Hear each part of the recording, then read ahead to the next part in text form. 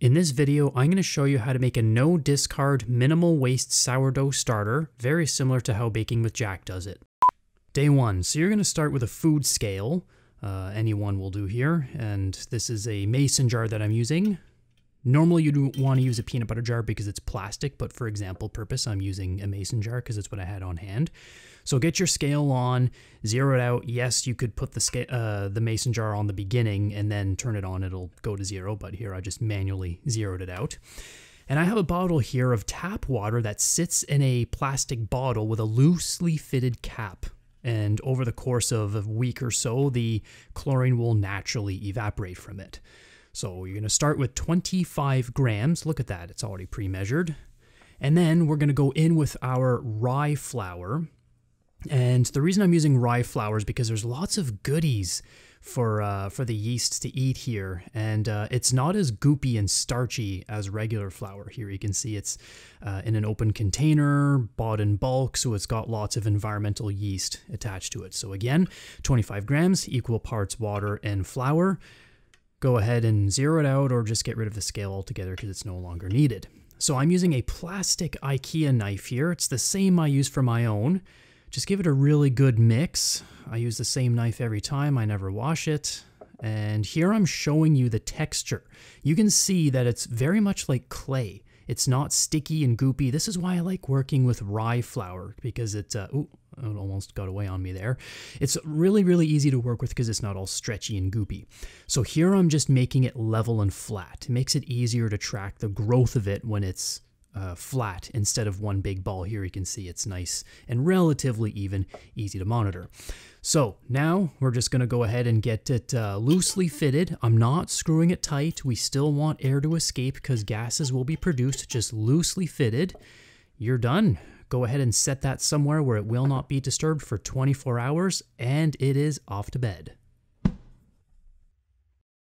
So 24 hours later, not much has changed. We have no activity at all, but going ahead inside there, giving it a smell, it's just the grassy note that the rye flour has. So we're going to repeat yesterday with just 25 grams of water into the jar and 25 grams of the rye flour, same as last time. Go ahead and just put that into the jar.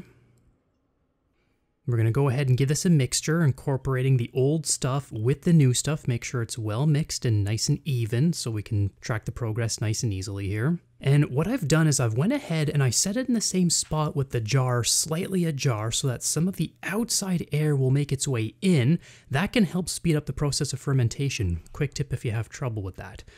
So head off to bed. So here we are on day 3, and I am blown away at how this starter is already so active. Look at all those bubbles on the side and the bottom of the jar. There is plenty of activity going on here. I think that might have something to do with the fact that I'm using that green IKEA knife, which is the same knife that I use for my personal starter as for the one I used in this video. So some of the yeast might have transferred from my starter to this, and that's why it might be more active so early. So 25 grams of water, well, actually in this case it happened to be 26, but that tiny little amount is fine. It's winter, we've got dry air. I'm sure that gram will just kind of work its way somewhere. And going in with our rye flour, trying to hit the same thing as usual, 25 grams, equal parts. And the one thing I'll say about the sourdough starter is that once you feed it, it takes time for it to reach peak activity. That peak activity is achieved 8 to 12 hours after you feed it, which is why you typically feed starter at night and get to it in the morning. So once you feed your starter, you don't want to make bread right away. You want to wait the 8 to 12 hours, and you know it's fully active when it doubles in volume after 8 to 12 hours. After that, you'll start to see it sink back down in volume, which means it would be too late at that point to use it. So go ahead and incorporate the old starter with the new starter. Make sure everything's all well mingled together, and don't forget to scrape that knife off so that we don't miss our mark of hitting 200 grams total by the end of this daily feeding process. So set it down, same place, same time, and head off to bed for the night.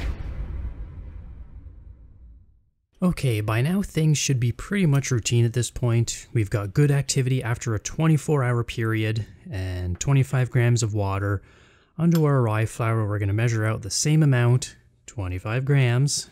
Give it a quick mix, nice and thorough. Level it off, set it down, and head off to bed again. Here we are, the final day. So by day 5, your starter should be complete. Actual results may vary. So here we have a whole bunch of bubbles, we've doubled in volume, we have great activity. We're ready to start making bread. If yours is not like this, then you can always go a few extra days until you achieve the results. So here I'm scooping off pretty much all of the starter. You can use the starter on the side to make your first loaf of bread, or you can simply do what I do and just throw it out. How dare you? The leftover starter inside the jar contains yeast that we're going to use for our future feedings from now until years and years later. So go ahead and park it in the fridge, where it will stay for 1 week between every feeding. 1 week later. So we're going to do a bulk feeding the week after, and this is the night before making bread. I have my old and new starter to see how they compare against each other. So very similar to the standard feeding, we're going to break out our scale, and we're going to go for different volumes this time. We're aiming for 100 grams of water, and into the starter container. You can swirl it around if it's a little bit dried out for a bit. And we're matching with 100 grams of rye flour. Go ahead and give it a quick mix. Level it off. And what we're doing here is we're going to put a rubber band around it, and we're going to put a rough marker of where the starter level is because we want it to double, so that should be the halfway mark by the morning. And this is quite a small jar, so I'm just using my fingers to do a rough measurement to make sure it'll have enough clearance and not overflow on me. Hopefully it won't overflow. So I'm just going to quickly go ahead and get my regular old starter mixed up and set it next to it, and we'll see how they compare in the morning. Off to bed for now, and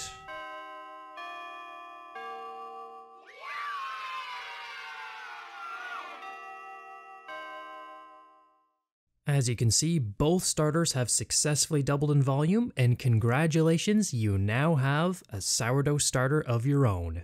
You're now ready to start your journey in the wonderful world of sourdough bread making.